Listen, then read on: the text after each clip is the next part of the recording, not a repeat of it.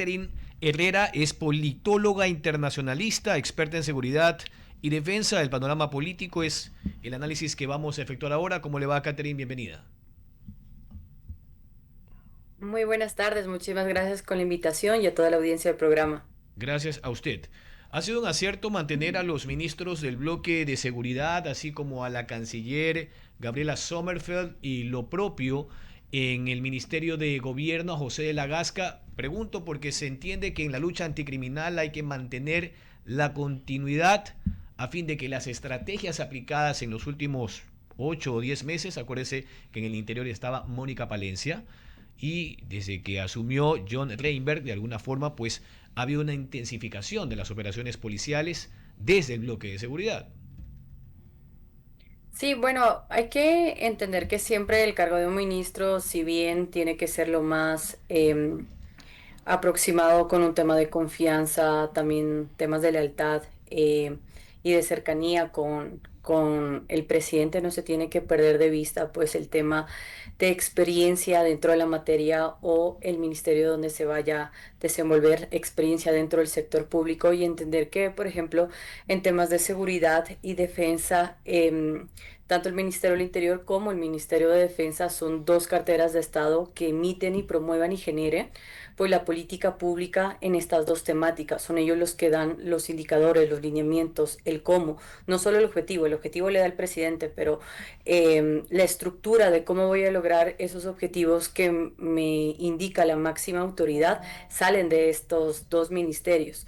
No me puedo confundir con la parte operativa, porque eso yo ya tengo a mis Fuerzas Armadas y a la Policía Nacional, que son jerarquizadas, organizadas, en donde ellos ya indican cuál es la forma operativa y práctica en sí que van a apuntar. Entonces, para manejarnos dentro de estos dos ministerios, sí hemos visto que el Estado ecuatoriano ha necesitado de una política nacional de seguridad y defensa o de una estrategia nacional contra la inseguridad, ¿no? Que tengan indicadores de prevención, de investigación, de inteligencia, de temas de gobernanza de seguridad, atención y protección a víctimas de distintos estos delitos y que ya cada vez más debemos empezar a plasmarlo, a tenerlo ya dentro del Estado para que nosotros podamos operar como ente rector en seguridad y defensa, cómo pueden coordinar y incluirse el resto de entidades, incluso poderes del Estado. Creo que si ya nuevamente se les ha ratificado, me imagino que ya deben tener trabajado esta política nacional, que en los próximos días lo más adecuado sería que presenten al Estado ecuatoriano y cambiar este tema, o sea, porque hemos visto que en estos últimos meses, desde el año 2024, se han manejado más acciones tácticas, operativas, pero no acciones estratégicas, que es ahí en donde se involucra pues ministerios y que no se pueden generar y no pueden tener pues los resultados deseados si es que no tenemos una cooperación internacional pues propicia que promulgue este tema de intercambio de información, intercambio de inteligencia estratégica, que nos den información de tantos actores delictivos como dinámicas delictivas que están operando acá en Ecuador y ese es un papel fundamental pues que hace la Cancillería de Estado. Y por otra parte, el Ministerio de Gobierno, dentro de esta dinámica de criminalidad, ellos en cambio generan el tema de gobernanzas, gobernanza de seguridad en el sentido de que otras entidades de Estado como prefecturas, gobiernos locales, también contribuyan en dar una solución en esta problemática y que cumplan las competencias que tiene el COTAD. Entonces, más bien es un abanico de muchos temas pendientes que tenemos dentro del Estado y que si ya hubo esta ratificación, esperaríamos que exista ya una planificación, exista una política pública y estrategias para generar todas estas soluciones. Ok, Catherine, entonces usted ve allí el motivo por el cual este bloque de seguridad conformado por Interior y Defensa no ha logrado aún bajar de manera significativa y ostensible, yo diría palpable, los delitos de secuestro y extorsión vía vacunas, porque solo el año pasado hubo al menos 23.000 denuncias, se entiende el 90 o 95% por vacunas. Acá en la zona 8 esas cifras no se logran bajar. Se han creado dos fuerzas especializadas, la FICE, que es la Fuerza Investigativa contra la Extorsión, y la FIAC, que es la Fuerza Investigativa Anticriminal. ¿Qué está faltando? Bueno, a ver. Hemos visto, y te voy a dar ahí un dato, que durante este conflicto armado interno, en lugar de reducir los índices de violencia, ha aumentado.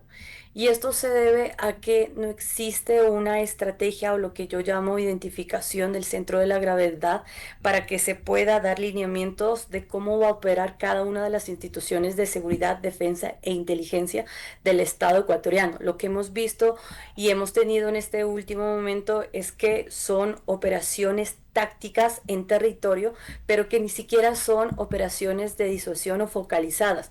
Y estas operaciones focalizadas o operaciones militares, que en otros términos también se conoce, es que en primer lugar yo tengo que conocer cuál es el nivel de prioridad de las amenazas que tengo. O sea, yo no puedo comparar un actor delictivo que tiene vínculos con otros actores de Estado, con la fuerza política, sistema judicial, investigativo, sector privado, con un actor delictivo que me genera un tipo de violencia dentro de una zona específica. Entonces, todos mis recursos de Estado, de inteligencia, aparataje de fuerza pública, tema estratégico y también de esa gobernanza tiene que estar enfocado en esa gran priorización de amenaza. ¿Por qué?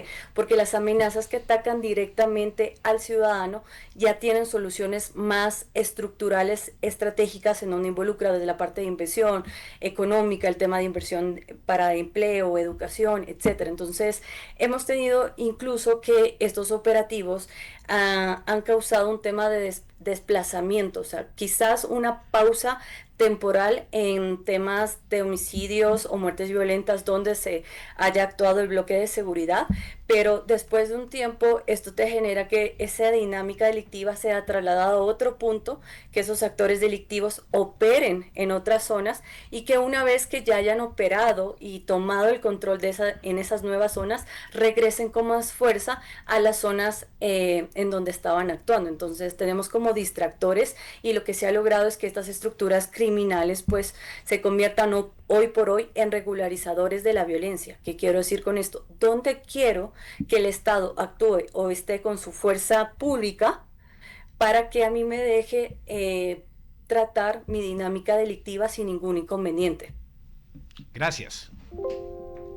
Ahora, gracias Jorge. Ahora quería, Catherine, aprovecho que eres internacionalista para hacerte este tipo de pregunta, teniendo en cuenta el mundo multipolar que tenemos, con diferentes potencias económicas que tienen un marco importante dentro de la geopolítica, pero teniendo en cuenta que aún la presencia de China y Estados Unidos son muy fuertes ante el resto del mundo, tanto por su capacidad económica y militar, lo cual la Unión Europea no cuenta con esa capacidad.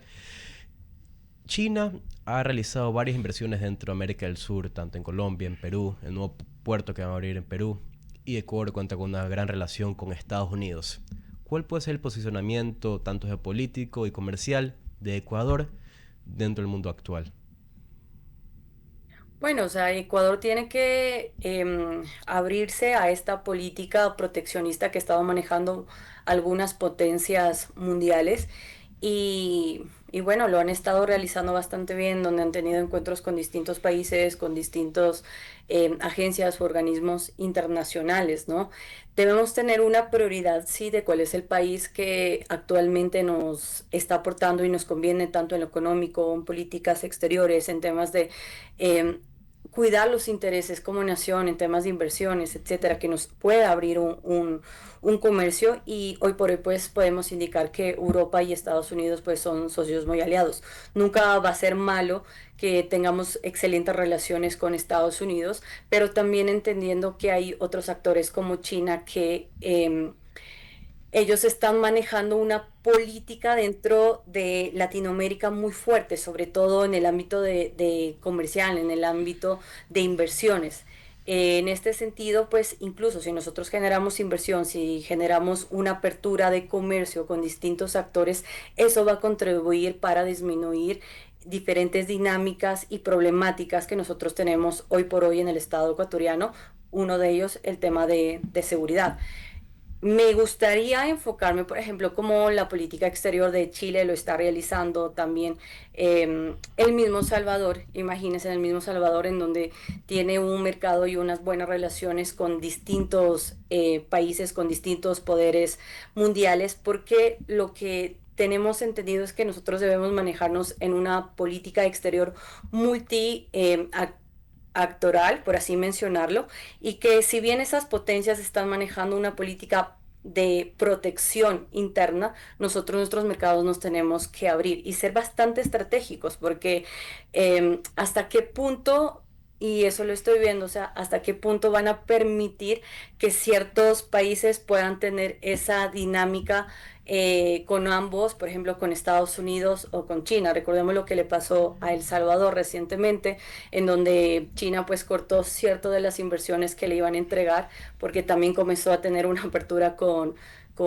Estados Unidos, lo que pasó con Panamá, que en cambio Estados Unidos cortó cierta limitación comercial y puso ciertas imposiciones por las relaciones que ya tenían con China. Entonces ahí este año va a ser muy estratégico para Cancillería, para demostrar el arte de la diplomacia, el arte de negociar y sobre todo cuidar nuestros intereses sin afectar las relaciones con todos los países, pero sobre todo con nuestros aliados estratégicos.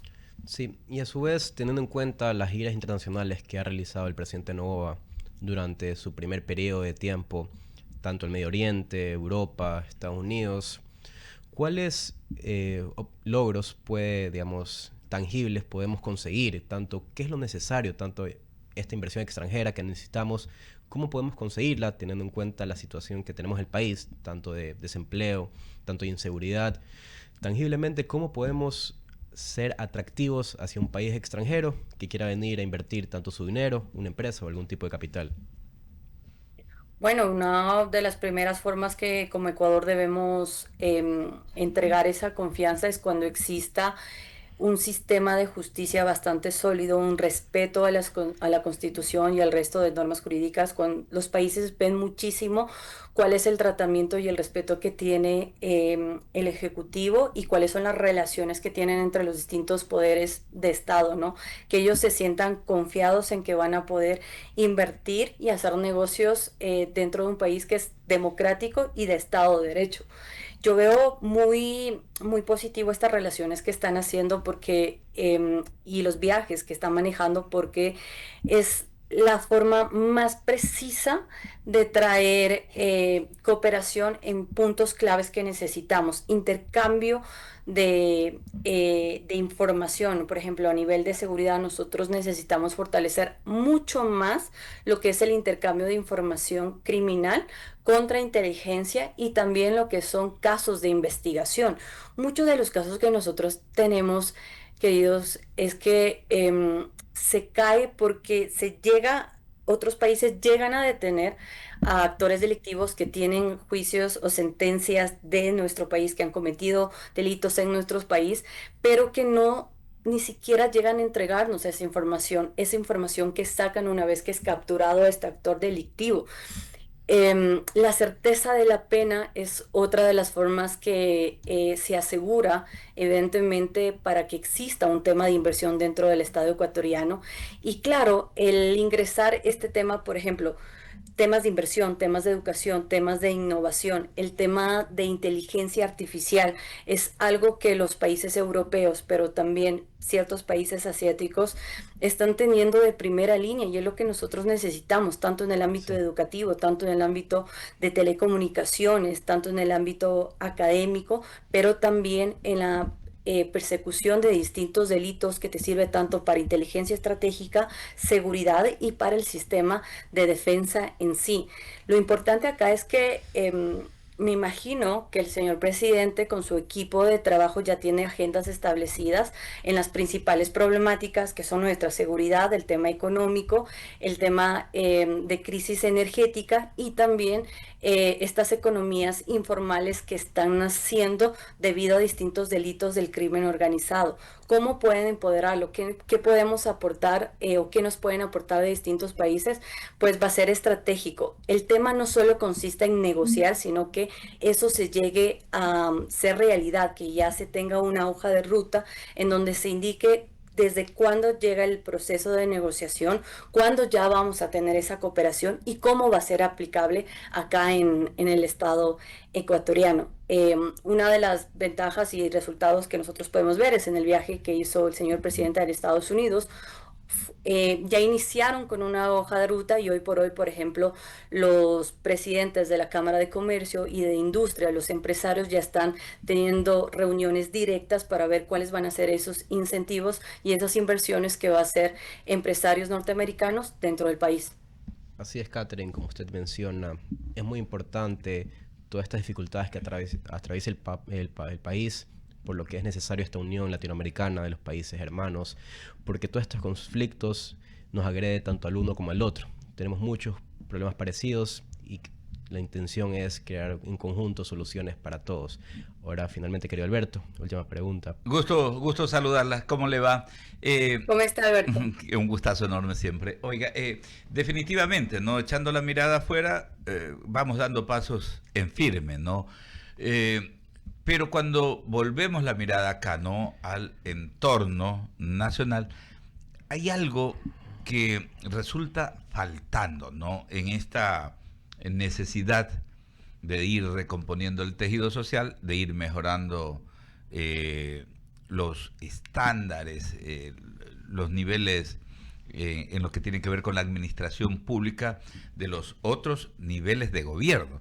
O sea, aquí como que nos falta también poder tener esa alianza estratégica entre diversos actores, ¿no? Que hacen el todo del Estado. Y me refiero al hecho de que teniendo 4 niveles de gobierno, a veces hay un divorcio. Y digo que hay un divorcio porque en aras de querer optimizar la utilización de los recursos, mejorar la calidad de las obras, no hay pues esa concatenación o esa articulación entre estos niveles de gobierno. ¿Cómo ve usted esto, no, al término del día? ¿Qué tanto pesa? Porque de pronto a mí se me ocurre, ¿no?, que si desde el nivel de gobierno central hay pues, por ejemplo, están los gremios, está el CONGOP, están las prefecturas, está la Asociación de Municipalidades Ecuatoriana, que reúne a los 221 gobiernos municipales, y está también CONAGOPAR, que reúne a las 824 juntas parroquiales rurales que hay en el Ecuador. Entonces, si hubiera esa articulación, de pronto podríamos también ir afianzando esa presencia del Estado que se requiere en territorio. ¿Cómo lo ve usted? Elemental. Y es la clave para que nosotros podamos tener pues una política pública en seguridad y defensa, pero sobre todo que sea multiactoral, multidimensional y práctica. Yo les voy a comentar algo, o sea, hay en textos de Clausewitz o en el libro del arte de la guerra que me gusta mucho mencionarlo porque nosotros ya declaramos la guerra a estas estructuras criminales. Pero al momento que lo hacemos es que en lugar de tener una respuesta en donde se reduzca los niveles de actuación, que se reduzca el poder, que se reduzca su fuerza, ¿no?, dentro de esta dinámica delictiva, lo que se ha hecho es empoderar mucho más estas estructuras criminales. Y uno de los problemas es que si nosotros ya declaramos la guerra a este enemigo específico, nosotros debemos atacar no solo táctico, no solo a través de operativos, no solo esperar a través de nuestra fuerza pública, sino más bien a nivel estratégico. Y una de las mejores formas es que nosotros acabemos con la moral del enemigo. ¿Y cómo yo hago eso?